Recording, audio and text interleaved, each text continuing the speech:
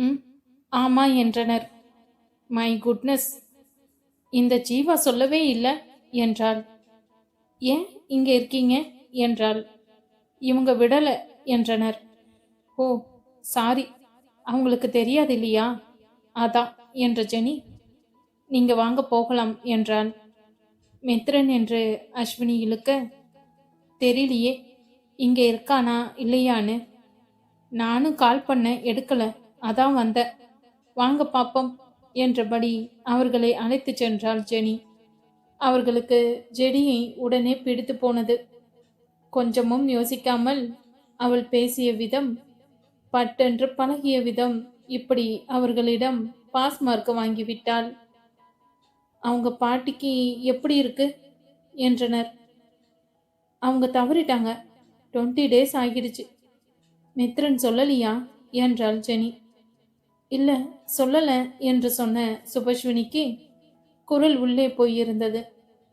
அவளின் மனதை சரியாக படித்த ஜெனி, உங்களை கஷ்டப்படுத்த வேண்டான்னு நினைச்சுதான் சொல்லியிருக்க மாட்டான், மற்றபடி வேற ஒண்ணும் இல்லை என்றாள் சமாதானமாக.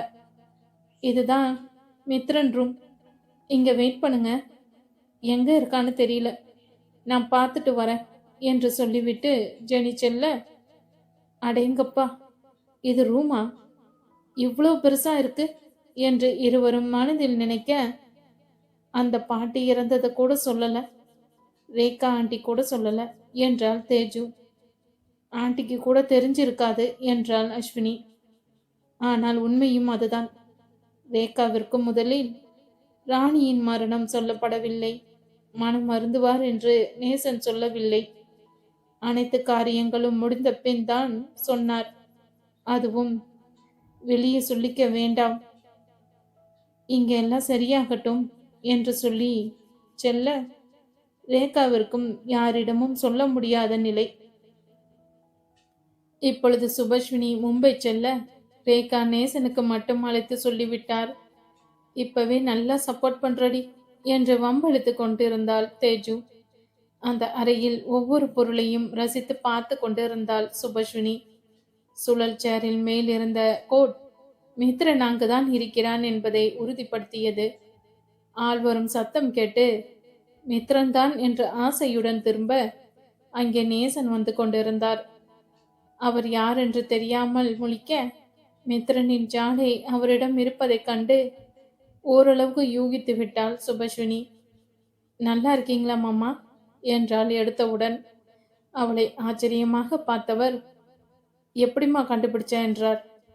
இதென்ன பெரிய விஷயம், மித்ரனுக்கும் உங்க ஜாடா அவ்வளவுதான் என்றாள் சுபஸ்வினி.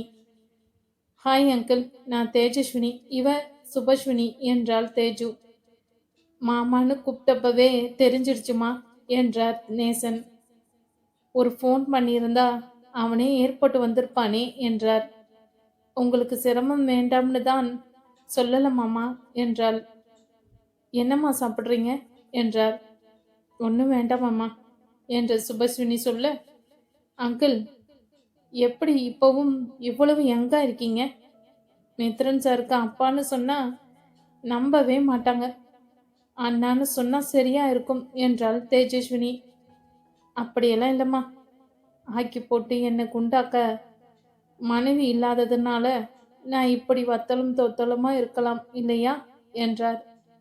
அவர் ஆழ்மனது வேதனை வார்த்தைகளில் வெளிவந்தது, யாரையும் பாதிக்காத வண்ணம். நீங்க வத்தல் தொத்தல்னு சொன்னா நாடு தங்காத அங்கிள் என்று தேஜஸ்வினி சொல்லி கொண்டிருக்க, சுபஸ்வினியின் கண்களோ வேறு ஒரு நபரை தேடிக்கொண்டு இருந்தது. அவள் பார்வையின் தேடலை நன்கு உணர்ந்து கொண்டார் நேசன். ரேகாவின் தெரிவு சோடை போகவில்லை என்று அவருக்கா தோன்றியது. தன் மகனுக்கு ஏற்ற பெண்தான் என்று பார்த்த சில நிமிடங்களிலே உணர்ந்து கொண்டார்.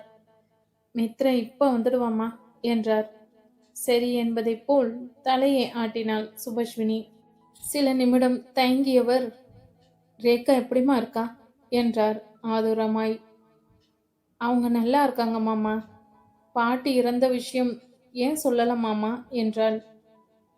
நான் தான் வேண்டான்னு சொன்னேன், எல்லோரையும் கஷ்டப்படுத்த வேண்டான்னு தான். அது மட்டும் இல்லாம அவங்க கடைசி வரை ரேகாவை மன்னிக்கவும் இல்லை, அவங்கள பார்க்க நினைக்கவும் இல்லை. அப்படிங்கிற பட்சத்தில் யாருக்கும் மன உளைச்சல் வேண்டாம்னு தான் சொல்லலை என்று அவர் சொல்லி கொண்டு இருக்கும்போதே, என்ன டாட், அவசரமா வர சொன்னீங்க? வாட் ஹேப்பன் என்று டன் கணக்கில் எரிச்சலுடன் வந்தான் மித்ரன். நேசன் பார்வையை முன்னால் காட்ட அப்பொழுதுதான் கவனித்தான் அவர்களை. அந்த ஒரு விஷயமே சுபஸ்வினிக்கு தீப்பற்றியதை போல் இருந்தது. அவனை பார்த்து நன்றாகவே முறைத்தாள். நீங்க எப்போ வந்தீங்க? என்ன திடீர்னு என்றான் சாதாரணமாக. தேஜுவுக்கு கடுப்பாக சுபஸ்வினி நேசனின் முகத்துக்காக அமைதியாக இருந்தாள். மருமகளின் முகத்தை பார்த்த நேசனுக்கு சிரிப்பை அடக்க முடியவில்லை. தேஜு, நீ வாமா, உனக்கு ஆபீஸை சுத்தி காட்டுற என்று அவர் சொல்ல, நான் கிளம்பின உடனே, மெதுவா வேண்டாம், நல்லாவே 4 சாத்து சாத்து, கேள்வியை பாரு என்று சத்தமாகவே சொல்லிவிட்டு சென்றாள் தேஜு. நேசனுக்கு தான் சிரிப்பை அடக்குவது பெரும் பாடாய் போனது. அவர்கள் சென்ற பின்னும் முறைத்து கொண்டே நின்றாள் சுபஸ்வினி. இன்னும் எவ்வளவு நேரம் இப்படி நின்றுகிட்டே இருக்க போற என்றான் அசால்ட்டாய். ஒரு ஃபோன் பண்ணணும்னு கூட உங்களுக்கு தோணலையா என்றாள் எரிச்சலுடன். உன் நம்பர் என்கிட்ட இல்லையே. அப்புறம் எப்படி கூப்பிடுறது என்றான். என் நம்பரே இல்லையா என்றாள். ஆமா, நீ எப்போ கொடுத்த என்றான். நான் வாட்ஸ்அப்பில் மெசேஜ் போட்டேனே, நீங்க பார்த்த டிக் தானே காட்டுச்சு என்றாள். நீ எங்க எனக்கு மெசேஜ் போட்ட? என்ன கிண்டலா என்றான். நான் கிண்டல் பண்றேனா? எனக்கு இதுவும் வேணும் என்னவும் வேணும் என்று தலையில் அடித்து கொண்டாள். இவ எங்க நமக்கு மெசேஜ் போட்டா என்று யோசித்தவன் தன்னுடைய செல்லை எடுத்து பார்க்க அதில் அவள் பேர் போட்ட எந்த நம்பரும் இல்லை. என்னை ஞாபகமாவது இருக்கா என்றாள். அது எப்படி மறக்கும்? நீதான் எனக்கு மனைவின்னு எங்க அம்மா கட்டி வச்சாங்களே என்றான் செல்லை பார்த்து கொண்டு. எதை பார்த்தானோ தெரியவில்லை. வேகமாக நிமிர்ந்தவன் அவள் முறைப்பதையும் பொருட்படுத்தாமல், உன்னோட மொபைலை கொடு என்றான். எதுக்கு? குடுன்னு சொன்னேன். அவள் தயங்கியபடி செல்லை நீட்ட அதை வாங்கியவன் சில நிமிடங்கள் ஆராய்ச்சியில் இறங்கினான். முடிவு என்னமோ சந்தோஷமான விஷயம்தான், ஆனால் அதை வெளிக்காட்டவில்லை. எதுவும் பேசாமல் அப்படியே நின்றான். அவளும் ஏதாவது பேசுவான் என்று எதிர்பார்க்க அவனோ பேசவே இல்லை. ஆனால் ரசித்து கொண்டு இருந்தான். மெரூன் வண்ண அனார்கலி சுடிதார் அவள் நிறத்திற்கு எடுப்பாய் இருக்க, கோபத்தில் சிவந்திருந்த முகம் அவளுக்கு மேலும் அழகாய் இருந்தது. மனுஷனை கொல்றதுக்காகவே அங்கிருந்து கிளம்பி வந்திருப்பா போல. எப்படி பார்த்தாலும் அழகா இருக்காளே என்று மனதிற்குள் நினைத்தவன் வெளியே சொல்லவில்லை. அவன் அப்படி நிற்பதை பார்த்த சுபஸ்வினிக்கு எரிச்சல் கூட அங்கிருந்து கிளம்ப பார்த்தாள். அதை அறிந்தவன் ஒரே இழுவையில் அவளை தனக்குள் அடக்கி இருந்தான். என்ன நடந்தது என்று அவள் உணரும் முன்னரே அவனின் இறுகிய அணைப்புக்குள் இருந்தாள். இத்தனை நாள் பிரிவையும் ஈடு செய்வதாய் இருந்தது அந்த அணைப்பு. முதலில் திமிரியவள் பின் கணவனின் அணைப்பிற்குள் பாந்தமாய் அடக்கி போனாள். கனவோ என்று கூட ஒரு நிமிடம் யோசித்தாள். அத்தனை நாள் தவிப்பையும் அவனின் அந்த ஒற்றை அணைப்பு சரி செய்திருந்தது. அவளுக்கு கண்கள் கலங்க அவனுடைய சட்டையை நினைத்தாள். அவளின் முகத்தை நிமிர்த்தியவன், இப்ப எதுக்கு கண் கலங்குற என்றான். ஒண்ணுமில்லை என்பதை போல் தலையை ஆட்டியவள் மீண்டும் அவன் நெஞ்சத்திலேயே மஞ்சம் கொண்டாள்.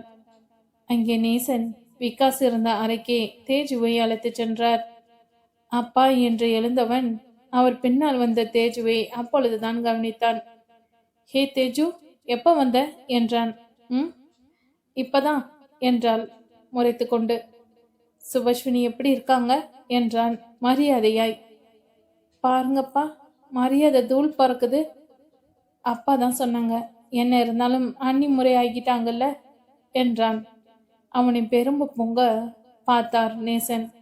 முதலில் தன்னிடம் நெருங்க மறுத்த மகனா இவன் என்ற எண்ணம் இப்பொழுது வரை அவருக்கு உண்டு. விகாஸின் நடவடிக்கைகளில் ரேகாவின் வளர்ப்பை கண்டார் நேசன். விகாஸ் அருகில் இருக்கும் போதெல்லாம் ரேகாவே அருகில் இருப்பதை போன்ற பிரம்மை அவருக்கு.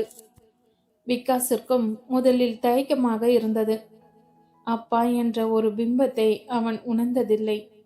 முதலாக உணரும்போது அது வித்தியாசமான உணர்வை கொடுத்தது. ஏதோ புதிதாய் யானை பலம் வந்த மாதிரி இருந்தது. ஏண்டா நல்லவனே, ஒரு ஃபோன் பண்ண மாட்டியா என்றாள். நேசன் அவளை ஆச்சரியமாய் பார்க்க, என்ன அங்கிள் இப்படி பார்க்குறீங்க? நான் சுபஸ்வினி அளவுக்கு நல்லவன் எல்லாம் கிடையாது என்றாள் சிரிக்காமல். என்னம்மா சொல்ல வர என்றார் சிரிக்காமல். நான் ரொம்ப நல்லவன்னு சொல்ல வரேன் என்றாள்.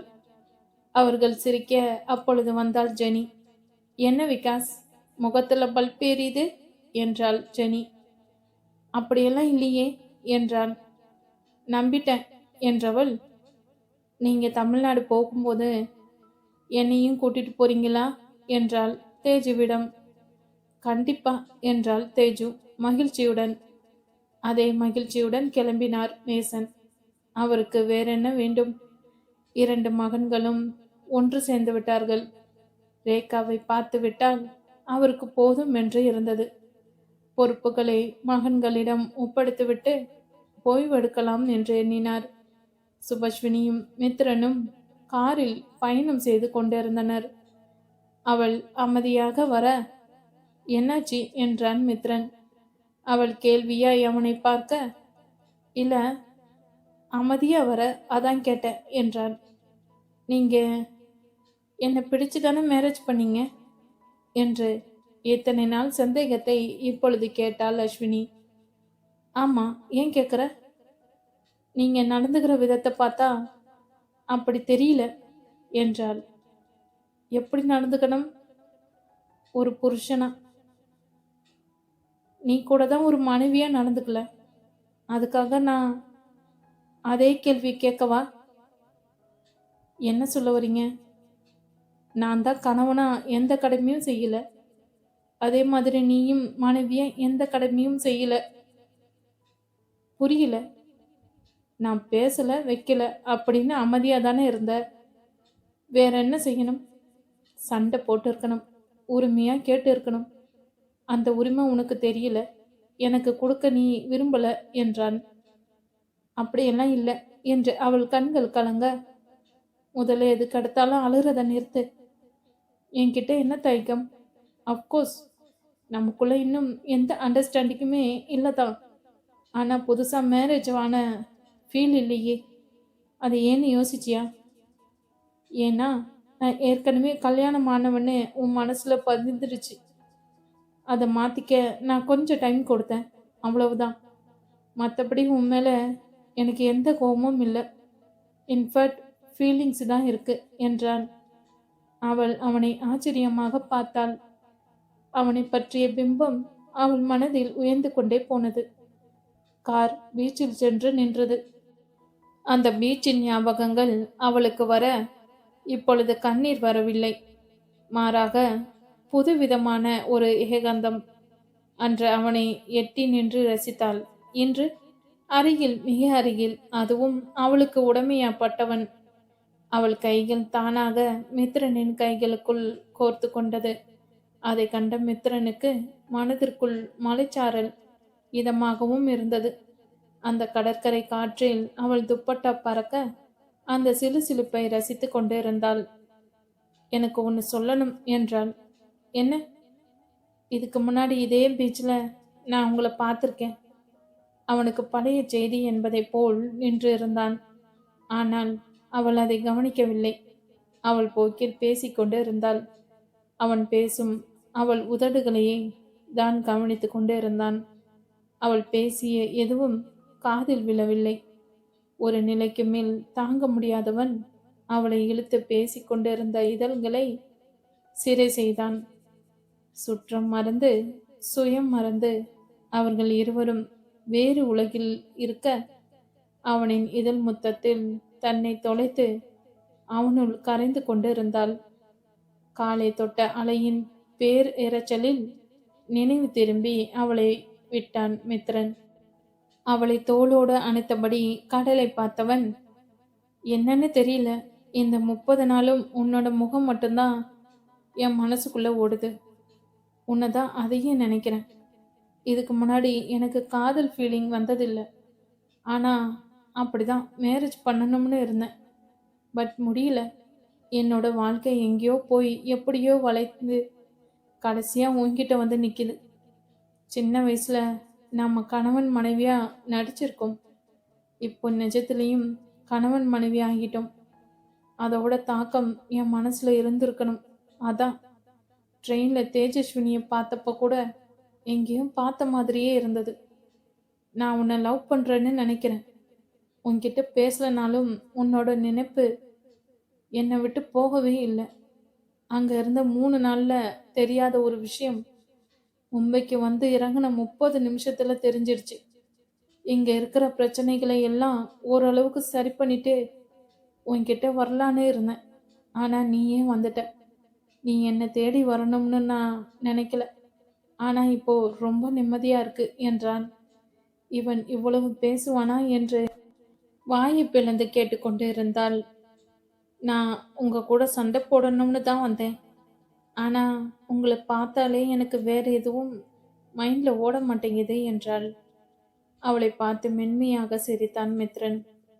ஏன் சிரிக்கிறீங்க? நான் எவ்வளவு கோவக்காரன் தெரியுமா?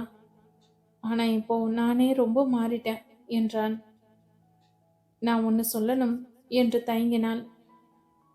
சொல்லு என்றான் சிரிப்புடன். அவனிடம் அந்த சிரிப்பு கூட கவிதையாய் இருந்தது. எனக்கு எனக்கு உங்களை ரொம்ப பிடிக்கும். உங்களை அதிகமாக காதலிக்கிறேன்.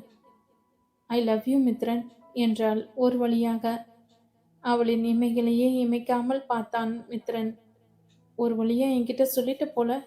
நான் கூட எங்க நமக்கு குழந்தை பிறந்த பின்னாடி தான் இந்த வார்த்தையை சொல்லுவியோன்னு நினைச்சேன் என்றான்.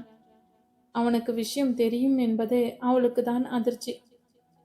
உங்களுக்கு எப்படி தெரியும் என்றால் கண்கள் கலங்க. ஏற்கனவே ஒரு கேஸ் இருந்தது. நீ அனுப்பின மெசேஜ் அனுப்பிய நம்பர் என் மொபைலில் ராங் நம்பர்னு இருந்தது. நான் கூட பழையபடி ராங் நம்பர்ல இருந்து தான் வருதுன்னு நினச்சேன். அதான் ரிப்ளை பண்ணலை. ஜெனியும் சொன்னான். எல்லாத்தையும் கூட்டி கழிச்சு பார்த்தேன். எல்லா ஆன்சரும் எனக்கு ஃபேவராக தான் வந்தது. ஆனால் நீ தற்கொலை வரைக்கும் போயிருப்பேன்னு நான் நினைக்கல என்றான். மித்ரன் என்று அவனை பாய்ந்து அணைத்து கொண்டாள் Subhaswini. I love you so much என்றாள் அவன் மார்பில் புதைந்தபடி. அவள் முகத்தை நிமித்தியவன் அவள் முகம் எங்கும் முத்தமிட, தேங்க்யூ டியர் என்றபடி அவனும் இறுக அணைத்து கொண்டான். போகலாமா என்றான். என்றான். இப்படியே இங்கேயே நிற்கிறதா? மழை வர மாதிரி இருக்கு என்றான். பரவாயில்ல என்றாள். எல்லோரும் பார்க்குறாங்க, பரவாயில்ல என்றாள். இப்படியே இவ்வளவு நேரம் இருக்கிறதா உத்தேசம்? வாழ்க்கை முழுசுக்கும். அந்த வார்த்தையை அவனின் வாயையும் அடக்க அவளுடன் அந்த நிமிடத்தை ரசிக்க ஆரம்பித்தான்.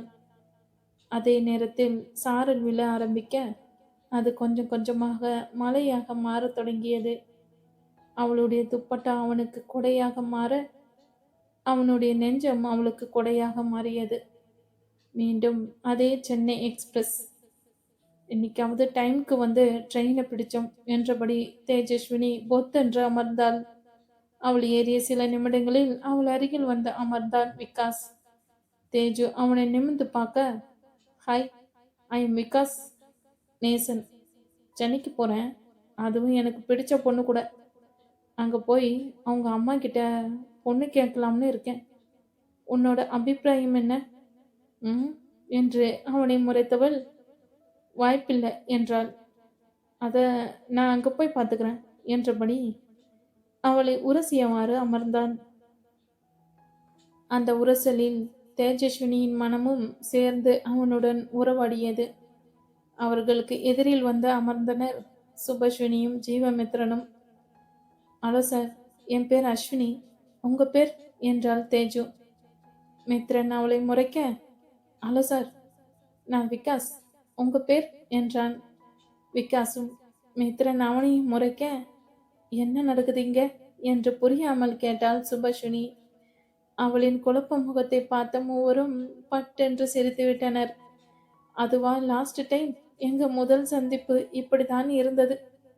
அதை மறுபடியும் ட்ரை பண்ணி பார்த்தோம் என்றனர். இப்போ நான் தான் எக்ஸ்ட்ராவா என்றாள் சுபஸ்வினி. ஆமான்னு சொன்னா என்ன செய்ய போற என்றாள் தேஜு. சிம்பிள், என் புருஷனை கூட்டிட்டு கிளம்பிடுவேன் என்றாள் அசராமல். பாருங்கப்பா, இப்பெல்லாம் நல்லா பேச கத்து வச்சிருக்க அஸ்வினி என்றாள் தேஜு. என் அண்ணனோட ட்ரைனிங் அப்படி என்று காலரை தூக்கி விட்டு கொண்டான் விகாஸ். எருமைகளா, என்னை விட்டுட்டு ஏண்டா வந்தீங்க என்றபடி வந்தாள் ஜெனி. ஹிஹி, அதான் வந்துட்டல என்றனர். ஆமா, ஒரு தமிழ்நாட்டு பையனா பார்த்து சைட் அடிச்சு கல்யாணம் பண்ணாம நான் மும்பைக்கு திரும்புறதா இல்லை என்றாள் வீரவசனமாக. ரொம்ப நல்ல முடிவு, நாங்களும் உனக்கு ஹெல்ப் பண்றோம் என்றாள் தேஜு. மீண்டும் அவர்களுடைய பயணம். நேசன் ஏற்கனவே சென்று விட்டார். அவருக்கு ரேகாவை பார்த்தே ஆக வேண்டும் போல் இருக்க உடனே கிளம்பி இருந்தார். இப்பொழுது ஊட்டியில் தான் இருக்கிறார். 10 நாட்களுக்கு பிறகு இவர்களும் கிளம்பி இருக்கிறார்கள். விகாஸ் பற்றி பேசுவதற்காக.